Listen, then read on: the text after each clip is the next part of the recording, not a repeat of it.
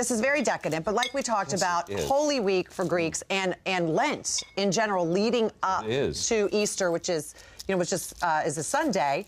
Leading up to Easter, we fast for 40 days. And when I say fast, it's not the fast that you know here for not eating. Greeks become vegan for about 180 days a year because of our religious holidays, which I really believe is one of the reasons they're also very healthy and they live so long. So when we do indulge, we indulge, but once a year, that's what I recommend for this dish. I mean, it's delicious and it's decadent, but once a year. You could do bacon with this. Oh, God. There's so much egg in it, isn't there? Oh, right, you might as well. It kicks baklava's butt, doesn't it? You can have bacon. Okay, so first what you need to do is you want to make the cream. So you have 6 cups of milk and 1 cup of semolina flour. You simmer the milk until it's simmered. You put the flour in slowly, you stir it, and it ends up looking like this. It's nice and thick. Right here, nice and thick. Then what you have to do is, then you do 5 eggs and a cup of sugar, also very healthy and light, and you whip that together. And then you temper the eggs, because you don't want the eggs to cook. So you put a little bit of the semolina in here and you temper it. This has already been tempered, as you can see. So then you pour this into the semolina. And you temper it so when you put the eggs in there, it doesn't turn into scrambled eggs? Exactly. Okay. And you continue to stir, because it will turn into scrambled eggs if you don't. Christina, can you help me with this? Of course. Heavy. Well, now that you're pregnant lady, I have pregnant to lady. help you. Christina, please. I see how this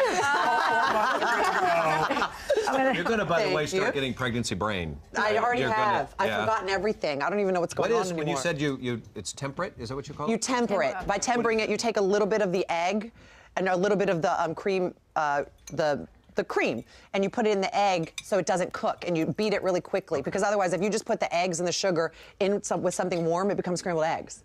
So you have to be very careful about that.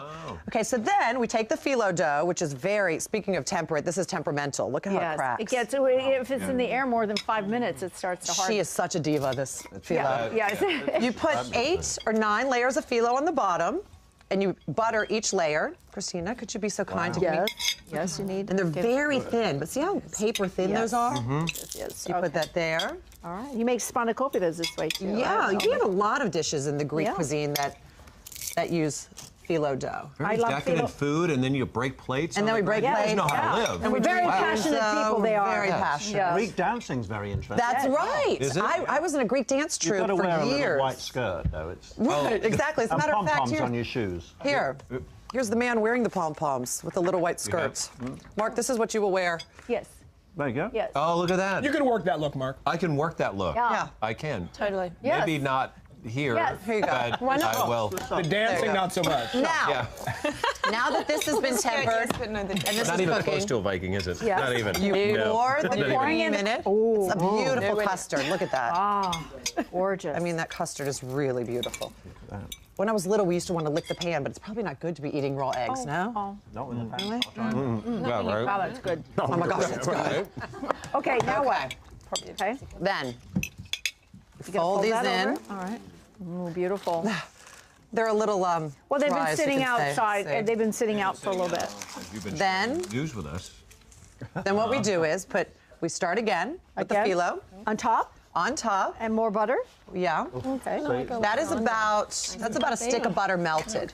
Oh, and I forgot, you also put 2 tablespoons of butter into the custard when you're making it as well. Again, butter, milk, sugar, very light. Very Nigel light. ate his, and Nigel is finished Oh my gosh, with his. Nigel needs another I know, piece. I'm working on mine. Isn't it better than baklava?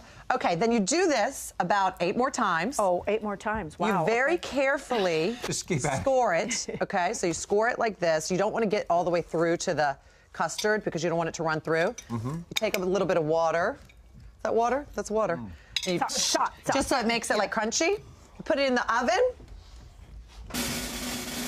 Ooh, drum roll. You pull this out. It should be at 350 for 55 to 60 minutes. Wow, that's what it looks like. But wait, you also receive more sugar. Beautiful. Oh, no. So then you take 1.5 cups of water and 1 cup of sugar, or no, 1.5 cups of water and 2.5 cups of sugar. What are you making? And I'm making a simple syrup. This is a very basic, simple syrup. You cook this for about 5 minutes, and you let it simmer and bring it to a boil. Then you put these 2 little lemon rinds in there, squeeze a little bit of lemon in, Greek style. It's supposed to be a teaspoon. Some mint in it as well? No mint. Does it taste like mint? It's got a little hint. I think you ate the garnish. Exactly. And then here's the final product. We'll give you another Nigel. You don't have to eat the garnish. And then look at that. Wow, look at that. It's all drippy and That's why it delicious. tasted Wow. Exactly. But you definitely have to make sure that the syrup has cooled and the Galaktoboureko has cooled. Are we done after this, or is Then you eat it, baby. All right, I'm going to go with Yeah, there's Oh a my gosh, dusting on top. Listen to the crunchiness. Oh, you can put cinnamon on top. You can put a little bit of powdered sugar on top if you'd Is like. it a competition that they just back in the day and it's like I can make it better? Add another cup of sugar. You know, the Greek ladies do that. They're really serious about the recipes. All these recipes in this book are my family's recipes, my grandmother's, my aunts, my mom's. I don't claim them to be mine. I literally went to Greece and stole their recipes. I'm not even kidding. Took their handwritten books and was translating from Greek into English. And a lot of them didn't want to give them to me because they're like, no, I make the best baklava in the town. Now everyone going to know. I was like, okay. Everyone's going to know because you can go to our website, which is homeworkchannel.com/home and family, and check out this recipe. And Debbie's book, her cookbook, by the way, It's All Greek to Me, on sale April 28th. Amazon.com is where you can go for the pre-sale if you want to pick it up. Delicious. Or Barnes & Noble is also the place for it as well.